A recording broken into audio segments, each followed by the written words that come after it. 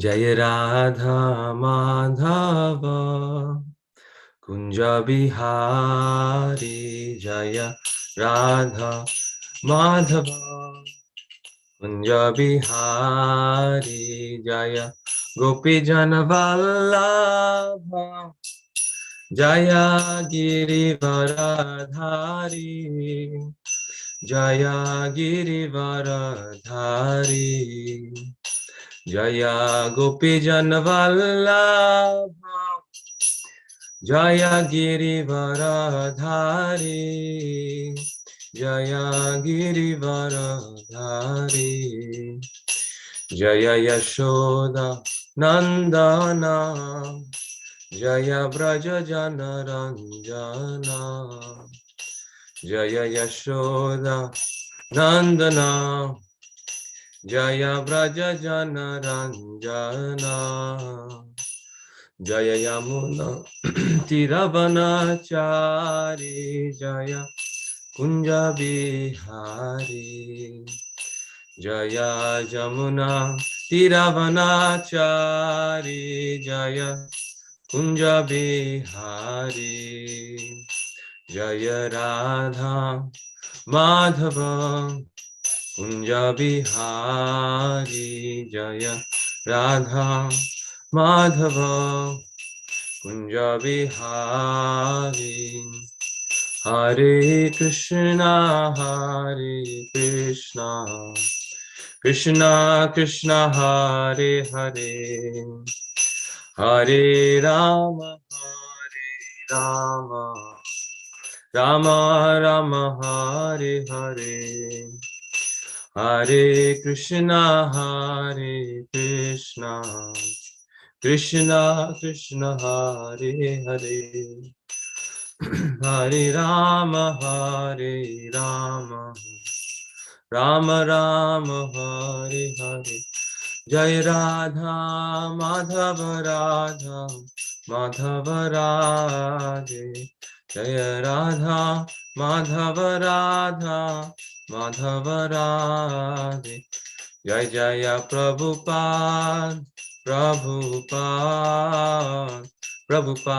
Jai Jaya Prabhupada. Jaya Jaya Prabhupada. Prabhupada, Jai Jai Prabhupada. Shri Shri Radha Madhav ki Jai, Shri Prabhupada ki Jai, Gaur Bhakta Vrinda ki Jai. Hare Krishna, welcome everyone. So nice to be here and to join the Bhagavatam discussions every morning. So today we are reading from Srimad Bhagavatam, chapter 7, text 52. And the title of the chapter is The Cosmic Manifestation. Please repeat after me. Om Namo Bhagavate Vasudevaya. Om Namo Bhagavate Vasudevaya. Om Namo Bhagavate Vasudevaya. Om Namo Bhagavate Vasudevaya. Yathaharor Bhagavati Nrinam Bhaktir Bhavishyati Sarvatmanyakhiladhare Iti Sankalpya Varnaya. Yathaharor Bhagavati Nrinam Bhaktir Bhavishyati Sarvatmanyakhiladhara Iti Sankalpya Varnaya. Word for word meaning. Yatha, as much as. Haro, unto the personality of Godhead. Bhagavati, unto the Lord. Nrinam, for human beings. Bhakti, devotional service. Bhavishyati, become enlightened. Sarva Atmani, unto the Samam Bonam. Iti, thus. Sankalpya, by determination. Varnaya, describe. Translation and purport by His Divine Grace, A.C. Bhaktivedanta Swami Srila Prabhupada Ki Jai. Please describe the science of God with determination and in a manner by which it will be possible, by which it will be quite possible for the human being to develop transcendental devotional service unto the personality of Godhead Hari, the supersoul of every living being and the summum bonum source of all energies. Once again, please describe the science of Godhead with determination and in a manner by which it will be quite possible for the human being to develop transcendental devotional service unto the personality of Godhead Hari, the supersoul of every living being and the summum bonum source of all energies. Purport. Srimad Bhagavatam is the philosophy of devotional service and the scientific presentation of man's relationship with the Supreme Personality of Godhead. Prior to the age of Kali, there is no need for such a book of knowledge to know the Lord and his energies. But with the beginning of the age of Kali, human society gradually became influenced by four sinful principles, namely illegitimate connection with women, intoxication, gambling, and unnecessary killing of animals. Because of these basic sinful acts, man gradually became forgetful of his eternal relation with God. Therefore, man became blind, so to speak, to his ultimate goal of life. The ultimate goal of life is not to pass a life of irresponsibility like the animals and indulge in a polished way in the four animal principles, namely eating, sleeping, fearing, and mating. For such a blind human society in the darkness of ignorance, Srimad Bhagavatam is a torchlight to see things in proper perspective. Therefore, it was necessary to describe the science of God from the very beginning, or from the very birth of the phenomenal world.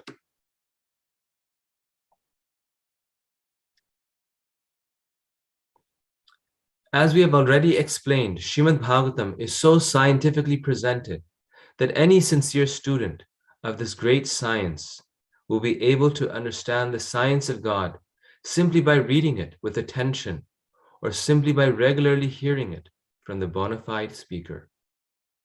Everyone is hankering for happiness in life, but in this age, the members of human society, blind as they are, do not have the proper vision that the personality of Godhead is a reservoir of all happiness, because he is the ultimate source of everything. Janmadhyasya yataha. Happiness in complete perfection, without hindrance, can be achieved only by our devotional relationship with him.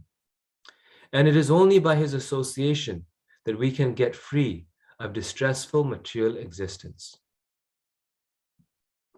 Even those who are after the enjoyment of this material world can also take shelter of the great science of Srimad Bhagavatam, and they will be successful at the end.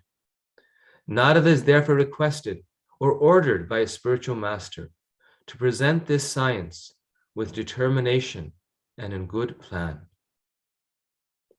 Narada was never advised to preach the principles of Bhagavatam to earn a livelihood. He was ordered by a spiritual master to take the matter very seriously in a missionary spirit. Om Jnanam Timrandhasya Jnananjana Shalakaya Chakshurur Militam Yena Tasmai Shri Gurave Namaha Shri Chaitanya Manobhishtam Stapitam Yena Bhutale Swayam Rupa Kadam Hayam Tadati Svapadantikam. Please describe the science of Godhead with determination and in a manner by which it will be quite possible for the human being to develop transcendental devotional service unto the personality of Godhead Hari, the supersoul of every living being and the summum bonum of all energies. So this is a very beautiful verse, a very nice verse from the Srimad Bhagavatam that is spoken by Lord Brahma to Narada. So initially when I read this verse, I thought it was spoken by Narad to Lord Brahma. That Narad is, further encouraging Lord Brahma, who is his father and his spiritual master, to glorify the Supreme Lord. But actually, this is not the case. Actually,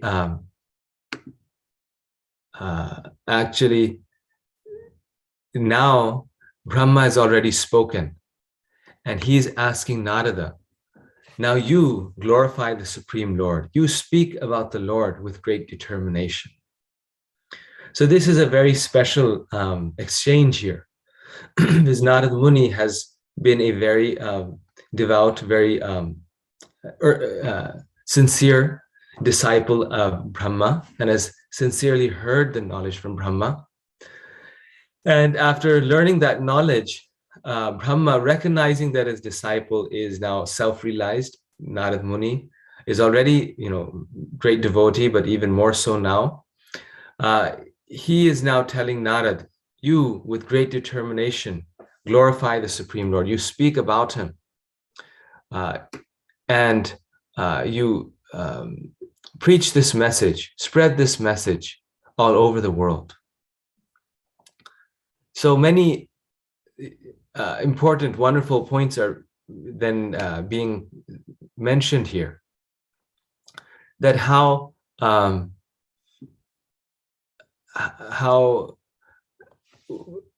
first of all, Narad Muni, he comes in so many pastimes and so many of the stories of the Vedas, the Puranas, and particularly the Bhagavatam as well. And generally, he's sort of, it's like if you have a drama, he's one of the characters in the drama. That's not given oftentimes so much importance.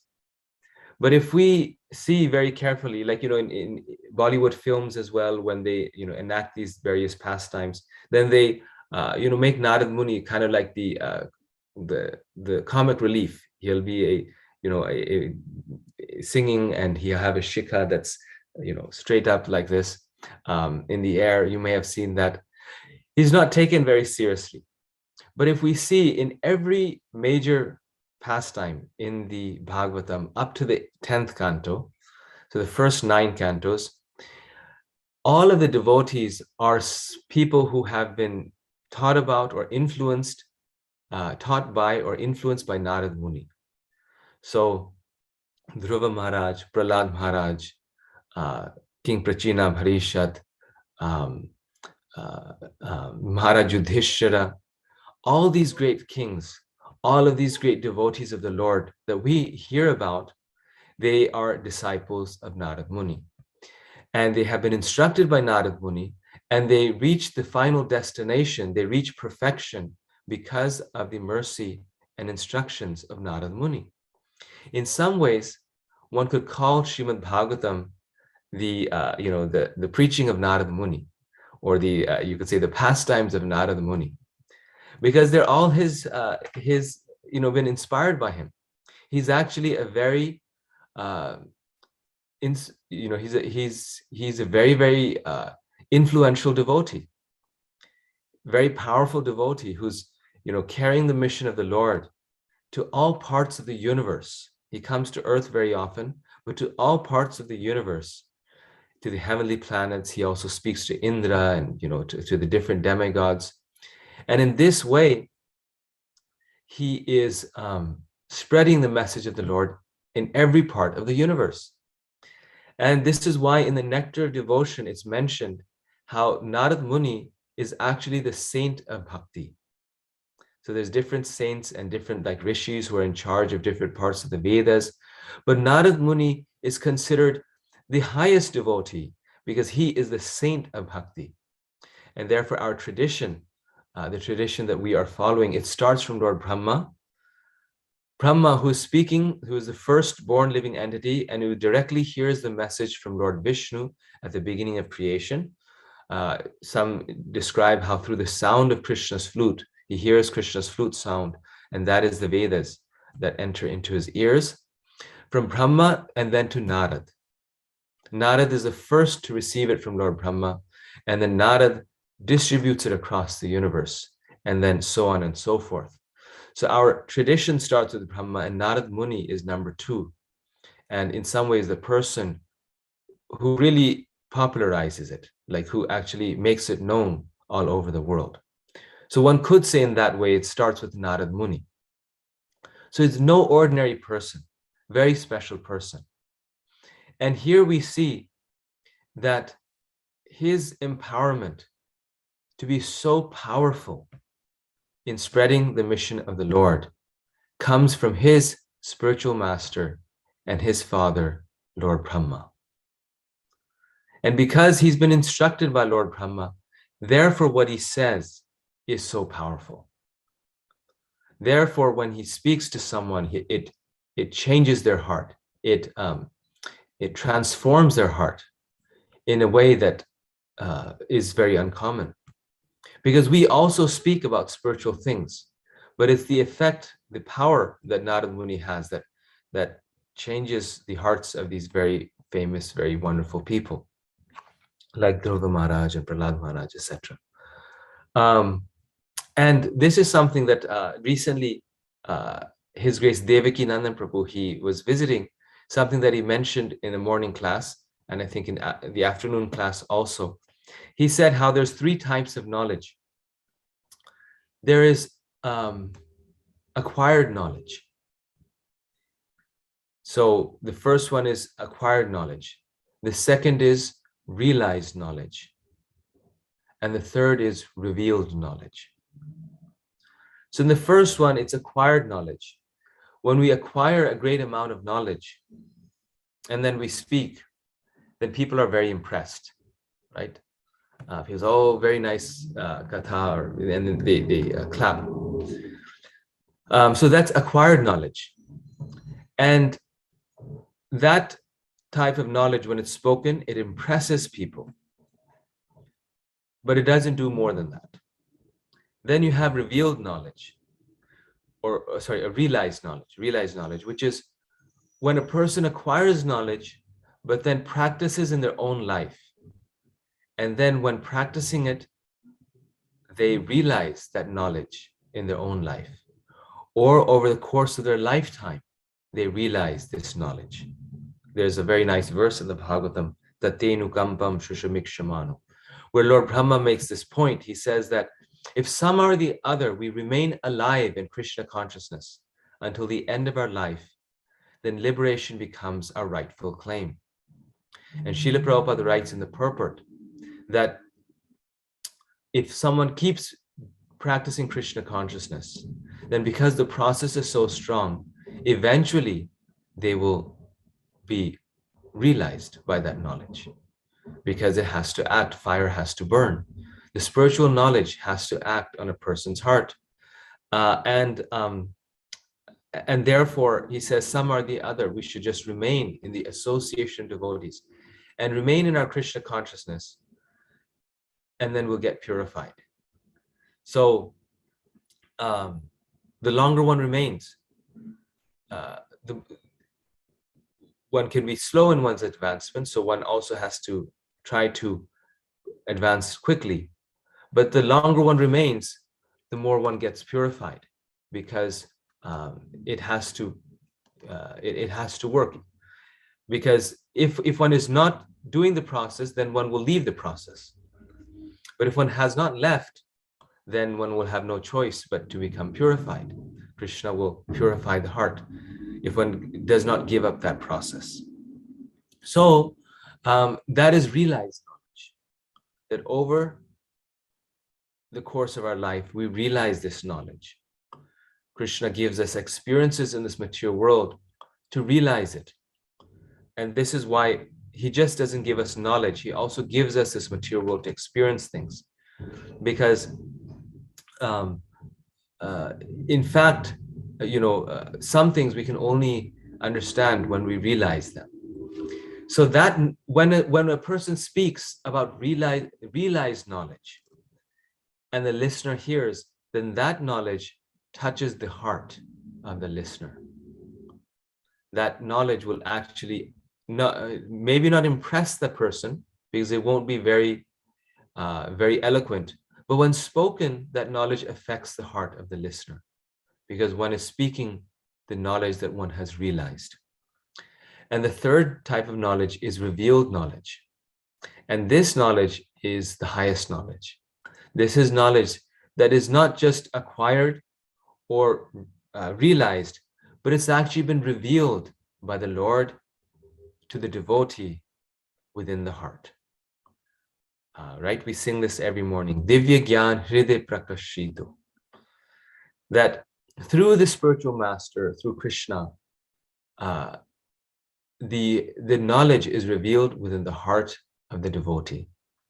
And that realized knowledge, that is most powerful. When someone hears that knowledge, then immediately there's a transformation of that knowledge.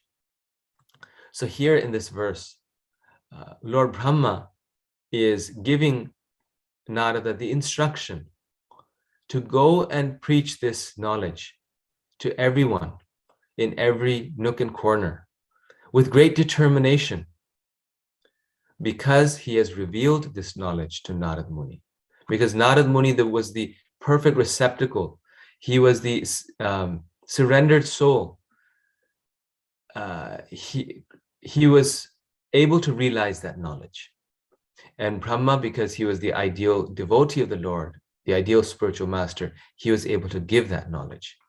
And in the combination of these two, with the combination of Brahma's genuineness, he's a genuine guru, and Narada's sincerity, Narada realized that knowledge. That knowledge was revealed to him, and he also realized it. And therefore the words that he speaks, Brahma knew, will be very powerful and very potent. So when the spiritual master sees that the disciple is qualified to speak about Krishna to others, then they will instruct the disciple to go and preach Krishna consciousness. So we all have a great duty to share this knowledge. And we've acquired this knowledge by reading these books. And we all have the, you could say, the general instruction of Srila Prabhupada and the Acharyas to share this knowledge to everyone. But at the same time, that sharing will become especially potent and powerful when we receive when we receive that revealed knowledge and receive the instruction to share it with others. Then it becomes more powerful. Because for anything in spiritual life, we need an adhikar to do it. So everyone has something to share. Everyone can help others. But if we have the adhikar to do something, then we become, we receive the empowerment of the Lord. And one of the themes you see also in the Chaitanya Charitamrita is empowerment, where certain devotees are empowered to do certain things. And they're instructed that empowerment comes through the instruction. And when they particularly do that, then they're very, very successful. And not everyone gets the instruction to speak. Some of them get the instruction or the empowerment to be Lord Chaitanya's personal servant, like Govinda. Others have an empowerment like Bharkeshwar Pandit to dance during the kirtan. Others like Sarvabhauma Bhattacharya, his family, they are especially empowered to cook for the Lord. Or Sita Thakurani, that no one in the universe could cook like them for the Lord. And others, they receive the empowerment to spread the Krishna conscious movement. And so while all of us have received the general instruction, and all the associates of Lord Chaitanya were very great preachers, but they had specific services, specific empowerments that were most important to them. And because of that, they were very, very powerful in what they did. And we see this in modern times also in Srila Prabhupada and his disciples. that they received certain instructions from their spiritual master. And though they can do so many other things, but they're particularly interested in fulfilling those instructions. And they've been immeasurably successful in doing those specific things. Like Srila Prabhupada to one disciple said that you edit my books. And they became perfect in doing that. To others, he instructed you build temples all around the world, and they became very successful, very perfect in doing that. To others, he instructed that you write a magazine, you publish a magazine. So what is this? This is the parampara system, that the empowerment comes through the spiritual master to the disciple, to the disciple, to the disciple, like this. So Narad Muni, he is specifically being told here that you speak the message of the Lord with great determination all over the world. And when he receives that empowerment, then he becomes very, very successful. And in our case, we should see also that we may have the knowledge, we may have the ability also to speak, but have we received the empowerment? What is it that is wanted of us? What is it that we should do? Just like there's a very nice story of Ramanujacharya, and Ramanujacharya had a disciple. I'm very bad with names, so I forget the name. If someone remembers, they can tell me. And this disciple was very, very learned and a very good speaker as well. And he came to Ramanujacharya, and he was serving him.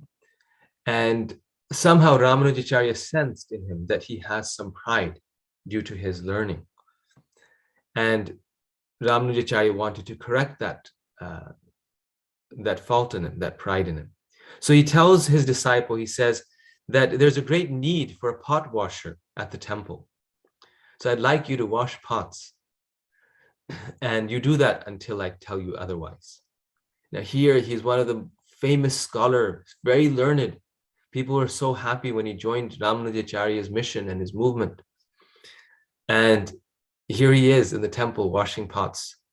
But he was a very sincere disciple. And he said, this is what Ramanujacharya has instructed me. So he did that for many, many months. And then finally, one fine day when he was washing the pots, one man came to the temple and he started preaching on the Vyasasan, Mayavad philosophy. He was a Mayavadi who somehow was asked to speak. And when he heard this, this disciple couldn't resist. And he came out. He was speaking through this, he was hearing through the sound system like we have at our temple. People are washing pots and the sound system is giving, the lecture. So he's hearing downstairs in some, ancient form of a sound system. So he comes out and he comes up to the temple room and he starts to defeat the speaker with so many wonderful arguments and presents so many nice things. And everyone is shocked because people had forgotten that he was a big scholar. Everyone there thought he's a pot washer. And suddenly this pot washer, he's quoting from all the Puranas, the Upanishads, and he defeats successfully in debate this great learned Mayavadi who's saying that the Lord has no form, he has no face, he has no hands, he has no legs. And after this, everyone becomes all the temple devotees become so happy. They glorify him, they carry him on their shoulders, and they take him to Ramanujacharya, and they say, why have you engaged this disciple in washing pots? You should engage him in speaking. He's so learned. And Ramanujacharya said, yes, I was just waiting for the Lord to give a sign that he should now start speaking again. And he tells him, now you can start speaking. And he started speaking. So the point being that everything in spiritual life is secondary to the instruction of the devotee and the Lord, and the empowerment that they give. So this is being described here. And just as a final point, that Therefore, Prabhupada emphasized so much that we are not just interested, and he's making this point here, in hearing the knowledge of Bhagavatam, like like people do, they hear on TV, or these kathas and all these things. That this is not who we are. This is not what our movement is. We are not interested in great poets and philosophers and orators. We are interested in giving the real message with a sincere heart, and to hearing it from a sincere speaker, from a practitioner. We are interested in following the parampara and being part of the parampara. In our movement, we are interested in genuine spiritual life, where we are getting this knowledge through submission and service.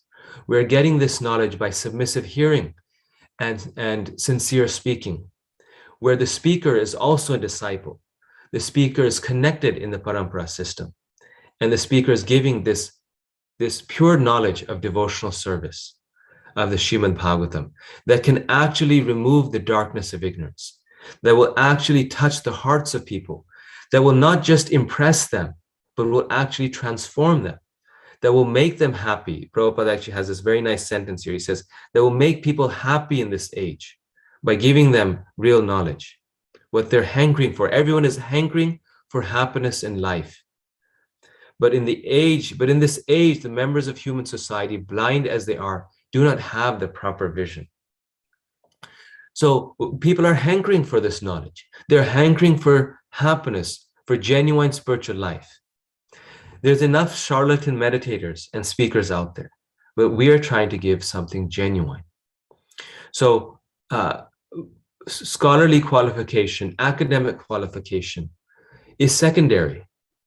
Material skills are secondary. They can be used in Krishna service, very nice, that's good. But real thing is the devotion of the devotee.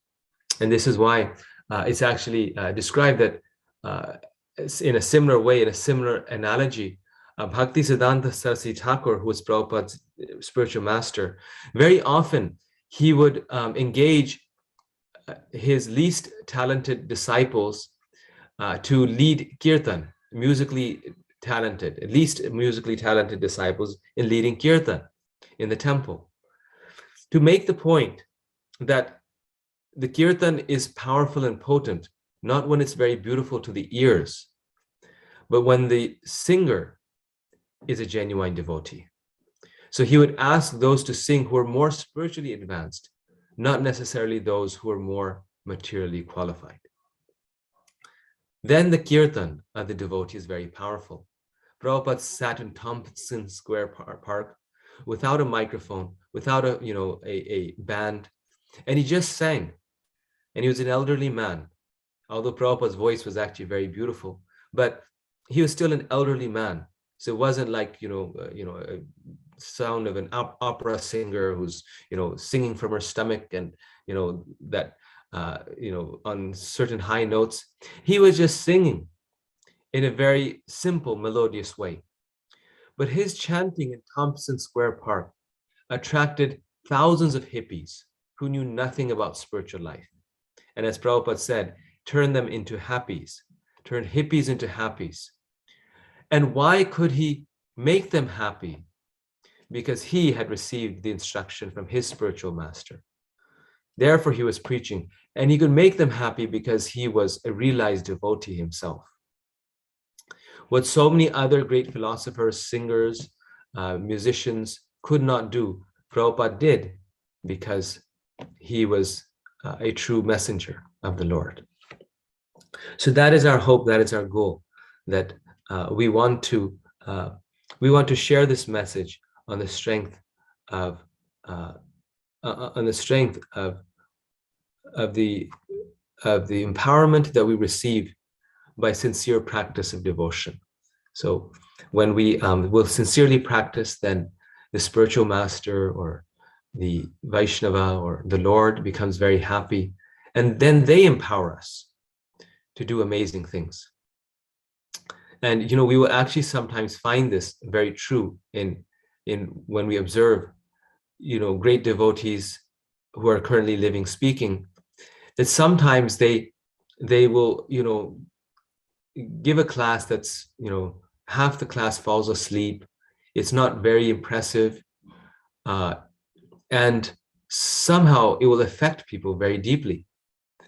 And I can give many examples of this, but we're out of time, so I'll stop here. And if there's any comments or questions, we can do that now.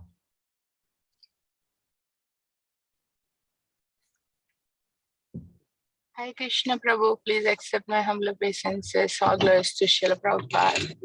This is so amazing. Just 30 minutes of discussion. Very, very insightful, what you're sharing. And I had this amazing experience. As you were speaking about these 3 levels of knowledge, I'm like, wait a minute, then why is everyone asked to preach? We have to wait until we get the realized knowledge, or even more so revealed knowledge. And then you immediately answer how we can start from anywhere, but we need to have the it becomes even more potent if we can actually realize or reach to that reveal stage.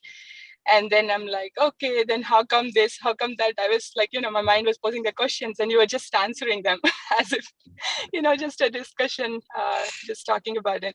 It's very, very amazing, Prabhu.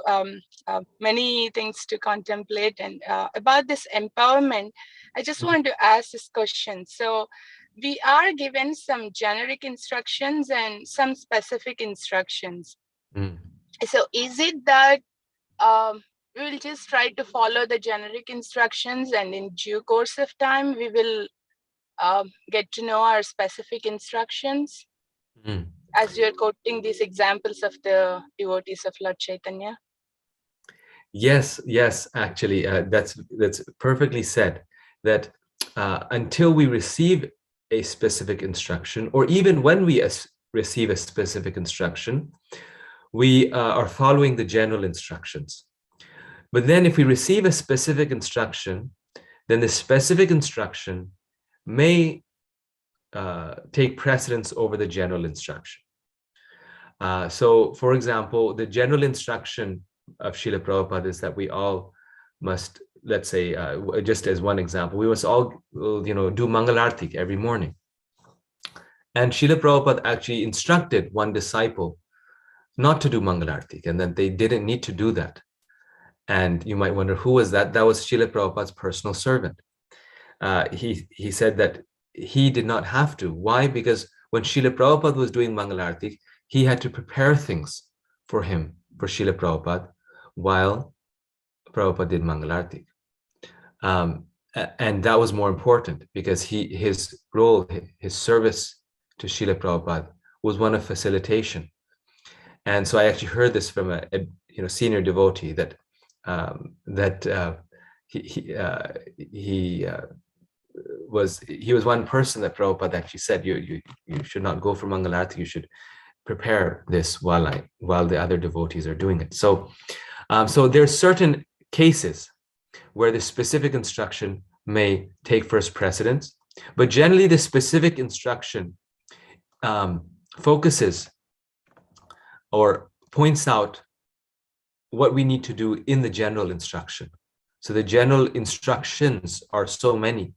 The specific instruction sort of focuses our mind on one general instruction that we fulfill, all the while doing the others. And then actually your first point, I wanted to expand on that a little more. That was very interesting. The one you said that, well, if we don't have the realized knowledge or the revealed knowledge, why are people asked to preach?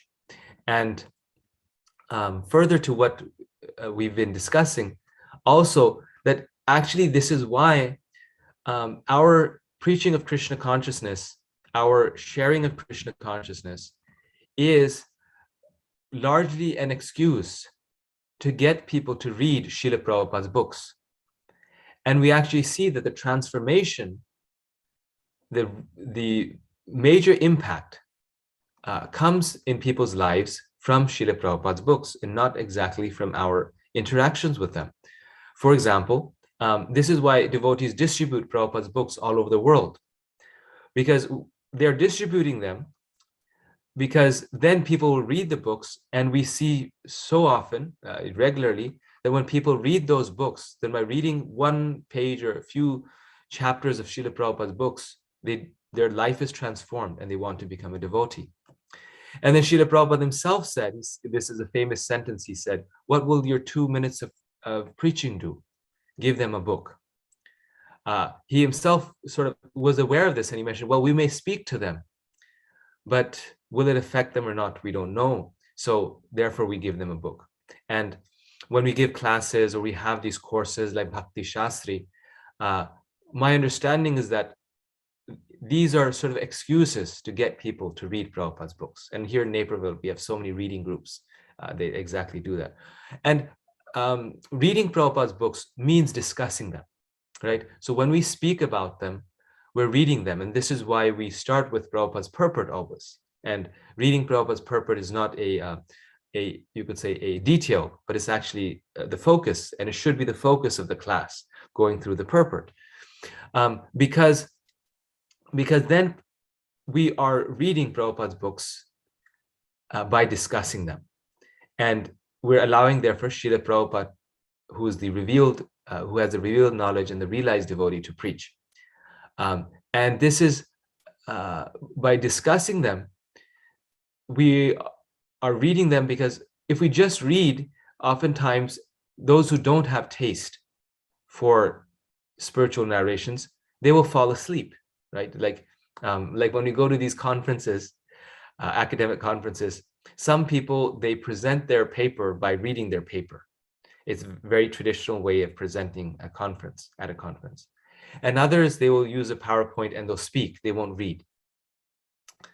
And every single time you'll find that the people who speak, the audience is more involved. 9 out of 10 times. When people speak at a presentation, the audience is there, they're interacting. And if the same person presents an even more impressive paper, but if he reads it, people fall asleep. So it's the same knowledge, but if it's presented in talking form, people stay awake. If it's reading form, people sleep.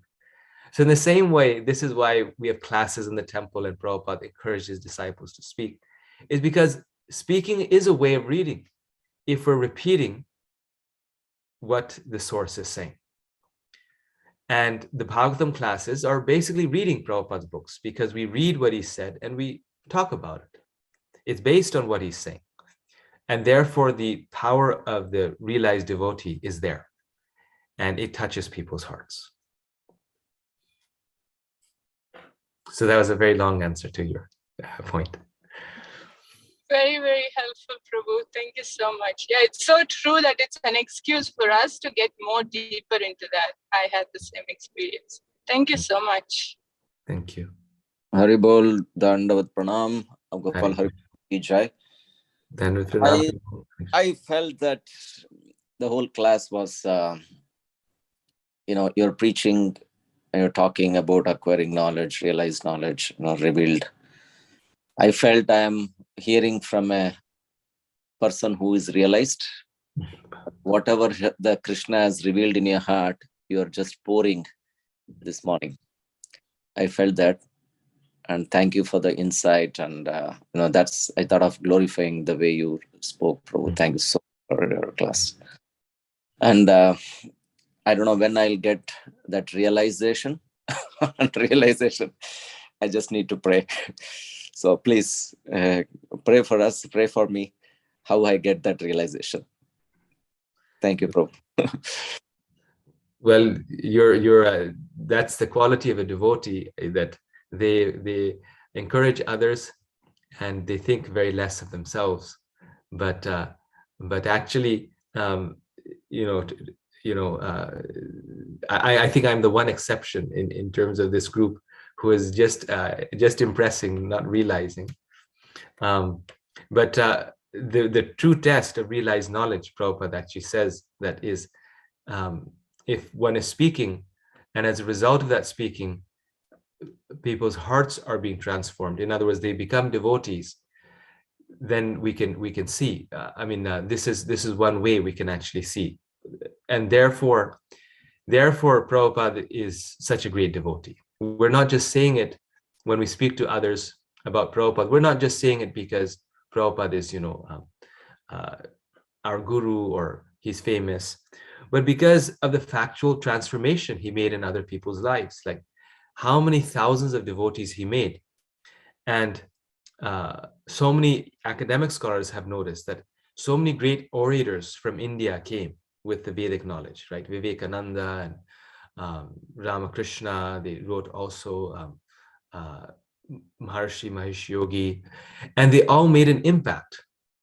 They gave something.